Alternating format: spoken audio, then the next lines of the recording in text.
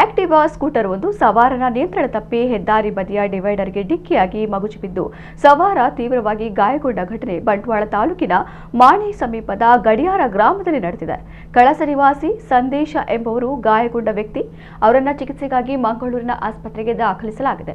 ಸಂದೇಶ್ ರಾಷ್ಟ್ರೀಯ ಹೆದ್ದಾರಿಯಲ್ಲಿ ತಡರಾತ್ರಿ 2 ಗಂಟೆ ವೇಳೆಗೆ ಸ್ಕೂಟರ್ ಚಲಾಯಿಸಿಕೊಂಡು ಹೋಗುತ್ತಾ ಗಡಿಯಾರ ಸಮೀಪ ತಲುಪಿದಾಗ ನಿಯಂತ್ರಣ ತಪ್ಪಿ ಸ್ಕೂಟರ್ ರಸ್ತೆ ಬದಿಯ ಡಿವೈಡರ್ಗೆ ಡಿಕ್ಕಿ ಹೊಡೆದಿದೆ.